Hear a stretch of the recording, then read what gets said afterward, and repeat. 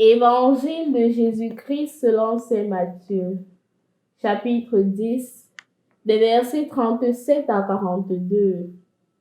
En ce temps-là, Jésus disait à ses apôtres, « Celui qui aime son père ou sa mère plus que moi n'est pas digne de moi. Celui qui aime son fils ou sa fille plus que moi n'est pas digne de moi. Celui qui ne prend pas sa croix et ne me suit pas n'est pas digne de moi. Qui a trouvé sa vie la perdra. Qui a perdu sa vie à cause de moi la gardera. Qui vous accueille m'accueille. Et qui m'accueille accueille celui qui m'a envoyé. Qui accueille un prophète en sa qualité de prophète recevra une récompense de prophète. Qui accueille un homme juste en sa qualité de juste recevra une récompense de juste. Et celui qui donnera à boire même un simple verre d'eau fraîche à l'un de ces petits en sa qualité de disciple, amen, je vous le dis, non, il ne perdra pas sa récompense. Au nom du Père et du Fils et du Saint-Esprit, amen. Chers frères et sœurs, loué soit Jésus-Christ et bon dimanche à tous. Nous célébrons en ce jour le 13e dimanche du temps ordinaire année liturgique A. Le texte liturgique que nous propose l'Église en ce jour nous plonge dans la méditation sur les exigences de notre foi. C'est cette foi qui doit donner des fruits concrets. C'est pourquoi dans la première lecture tirée du premier livre des Rois, au chapitre 4, du 8e au 14e verset, encore 16e, 18e verset, nous présente le prophète Élisée. Élisée qui va en mission et qui passe dans les pays ou dans les villages de Sunam pour aller exercer son ministère. En passant le chemin, il rencontre une femme riche de Sunam. Sunam, disons que c'est un village d'Israël, petit village d'Israël, où le prophète Élisée passait de temps en temps pour aller prêcher, pour aller évangéliser. Cette femme, voyant ses serviteurs qui ne connaissaient pas un étranger, elle eut pitié ou compassion de lui et se propose de pouvoir lui donner un repas avant de continuer son chemin. C'est ainsi qu'elle va l'inviter chez elle pour lui donner un repas. Au fil des temps, cette femme faisait ses gestes d'amour à l'égard d'Élisée qu'elle ne connaissait pas. C'est un étranger. Au fil des temps, elle propose à son mari, outre ou à part les repas que nous donnons à notre étranger, à notre invité, pouvons-nous lui proposer aussi un endroit où il peut se reposer après avoir mangé. C'est ainsi qu'en consensus avec son mari, ils vont aménager une chambre pour le prophète Élisée. Ainsi donc, après avoir mangé, Élisée pouvait se reposer d'abord avant de poursuivre son chemin. Et la femme faisait ces gestes plusieurs jours, et cela a touché beaucoup le prophète Élisée, qui, à son tour, demande à son serviteur, à son accompagnateur, que pouvons-nous faire pour cette femme qui, d'une foi forte, nous réserve un accueil des frères, un accueil d'enfants de Dieu. C'est ainsi que son accompagnateur, informé de la situation de la femme, lui dit, cette femme n'a pas d'enfant. Ainsi le prophète Élisée dit à la femme, lui donne une promesse, l'an prochain, à ce temps-ci, tu auras dans tes bras un enfant. Comprenez donc que c'est l'accueil du prophète, c'est l'accueil de l'étranger que la femme ne connaissait pas, qui lui attire, qui lui donne la bénédiction d'être appelée plus tard mère d'un enfant. Et voilà, cela nous pousse à comprendre ce que c'est l'accueil pour nous aujourd'hui. Pour y revenir plus tard, contemplons d'abord le texte de l'évangile de ce dimanche, tiré de l'évangile selon saint Matthieu au chapitre 10, du 37e au 42e verset. Cet évangile, chers frères et sœurs, nous propose de méditer sur les exigences de la foi chrétienne. D'abord, il faut dire, comme nous l'avons écouté, si quelqu'un aime son père, sa mère, ses frères, plus que moi, il n'est pas digne de moi. Eh bien, chers frères et sœurs, il n'est pas question dans cet évangile de haïr son père, de haïr sa mère ou de haïr ses frères et sœurs, puisque est capable d'aimer Dieu, celui-là qui accueille ses frères, qui accueille ses sœurs, celui-là qui respecte son père, qui respecte sa mère, disons, qui respecte ses parents. Et plusieurs textes, plusieurs livres de la Bible nous invitent et nous conseillent à pouvoir aimer, à pouvoir respecter. D'ailleurs, le 4e commandement nous demande de respecter les parents, le respect, honorer son père et sa mère, c'est le 4e commandement que nous recevons du Seigneur lui-même, pour nous dire que le Christ ne nous invite pas à haïr nos frères. Mais c'est là pour nous dire quoi?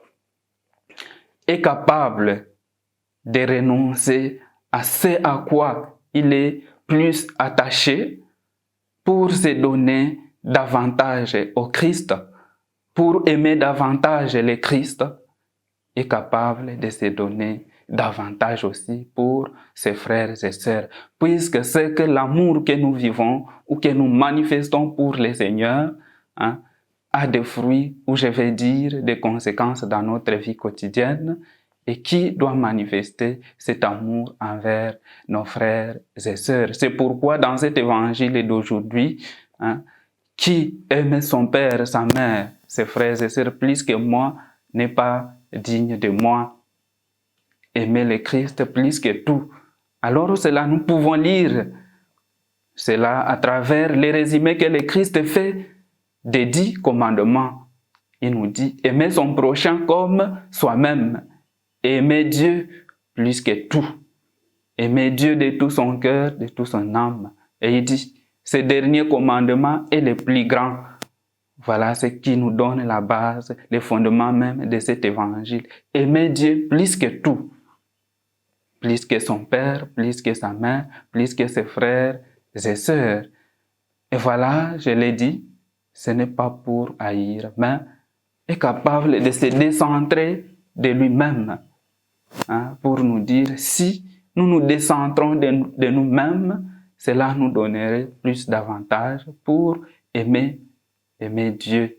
Et cet amour pour Dieu nous amène à aimer nos frères et sœurs, à leur réserver un accueil chaleureux, un accueil digne de leur nom comme enfants de Dieu. C'est pourquoi la femme riche de Sunam a accueilli le prophète Élisée et cela lui a valu des bénédictions dans sa famille. Pas en solo, la femme n'a pas agi en solo, mais en consensus, en dialogue avec son mari. Pour dire que dans nos familles, le consensus, les dialogues entre papa et maman, entre parents et enfants est d'une importance capitale. C'est pourquoi, pour proposer au prophète Élie un endroit de repos, il fallait que les deux se mettent d'accord. Chers frères et sœurs, cette première lecture d'aujourd'hui, tirée du livre des Rois au chapitre 4, nous met au défi, puisque de nos jours, nous constatons que il y a plus l'indifférence qui bat son plein.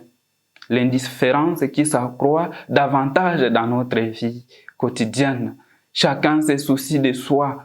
On n'a plus de temps pour l'autre, même pour ceux qui vivent dans la même famille, qui appartiennent à la même famille. Et à titre d'exemple, chers frères et sœurs, veillons contempler nos moments d'ensemble, nos moments de suivre les informations, nos moments d'échange. Chacun souvent est concentré sur son téléphone.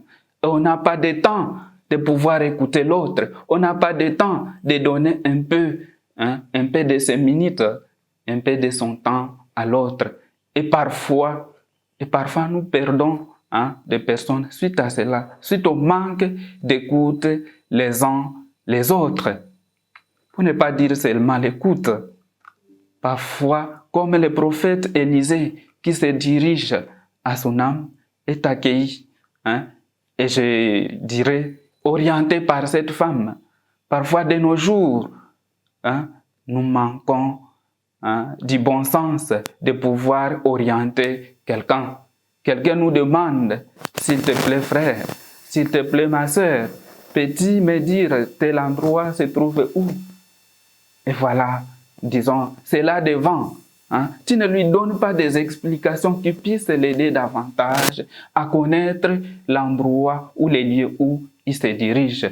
Là devant, et il va encore plus demander à 3 personnes, puisque toi, la première personne qui l'a orienté, tu ne lui as pas donné des informations fiables pour qu'il se retrouve. Et voilà, nous manquons de ce bon sens de pouvoir orienter les personnes de nos jours. Pourquoi? Parfois parce que même en marchant, nous sommes en train de manipuler nos téléphones. Ce qui cause de temps en temps peut-être aussi certains accidents parce que certains, ils veulent traverser même la route en utilisant les téléphones, ce qui nous fait perdre d'attention.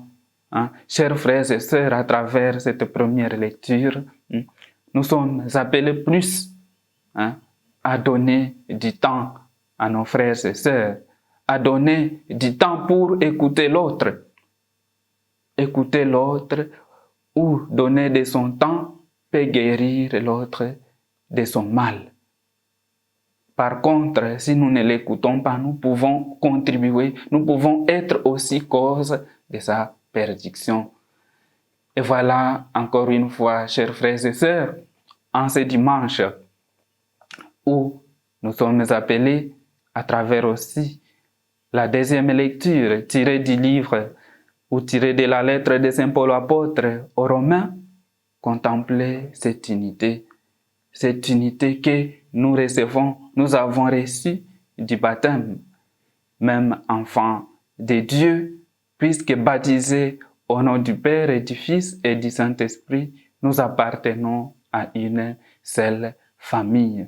D'où l'importance de lutter au quotidien pour cette unité et davantage concrétiser cet amour que nous avons pour Dieu. Cet amour que nous avons pour Dieu, le concrétiser à travers les différents gestes de notre vie. Et ce sont de petits gestes qui peuvent nous aider à vivre l'accueil, l'écoute de l'autre, donner du temps à l'autre. Parfois se priver des privilèges, de ses intérêts, se priver de son téléphone pour pouvoir entrer en contact avec l'autre. Et voilà, cela nous aidera davantage à vivre et à donner du fruit. Et aussi, chers parents, apprenons à nos enfants à écouter. Apprenons à nos enfants à être accueillants. Et cela peut nous jaillir de bien, de bénédictions, comme pour cette femme de son âme. Chers frères et sœurs, bon dimanche à tous. Bon dimanche et bonne méditation encore une fois en actualisant cet évangile, ce passage biblique que nous avons écouté aujourd'hui dans notre vie de chaque jour. Loué soit Jésus-Christ, au nom du Père et du Fils et du Saint-Esprit. Amen. Je suis Innocent Chamamba, diacre missionnaire xavérien.